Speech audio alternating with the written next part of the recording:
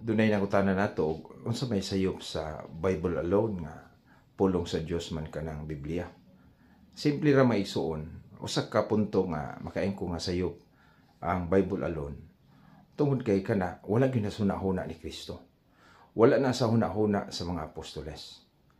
Una sa tanan nga sa pagbiya ni Kristo sa dayon niya saka ngadto sa langit, ang iyang gibilin mao ang iyang mga apostoles. Ang simbahan nga ay gitukod, tukuron ko ang akong simbahan bisan hanggang sa kamatayon dili makabuntog niini. Ug nagbilin siya ni San Pedro nga maoy magdumala, gitagan sa Yahweh ug maoy gipaatiman sa karnerohan, no? Atiman na ang akong mga karnero. So si Kristo wala magsugo nga maghimog Biblia. Ang iyang gisugo mao ang pagwali.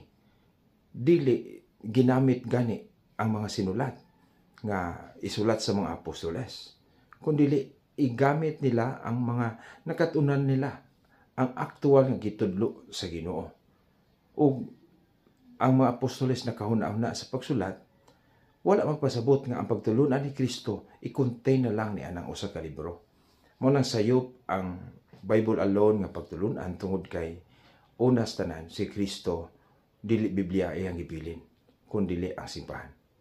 Mao nga sa atong pagtuon karon, ang simbahang Katoliko may decide, may hukom unsay mahimong makarga sa balaang kasulatan, ug ang simbahan usab mao ay nagbuot unsang mga basahona ug siya ang magbuot unsaon paghubad niini. Kaya dili man ang Biblia hubaro ni bisan kinsa nga mao ay nakapadaghan sa daghang tinuohan karon. Okay? Una, sayop jud ang Bible alone tungod kay si Kristo wala magbilin og Biblia. Simbahan mo nang alang sa mga dili Katoliko, pangitao na ang matuod nga simbahan.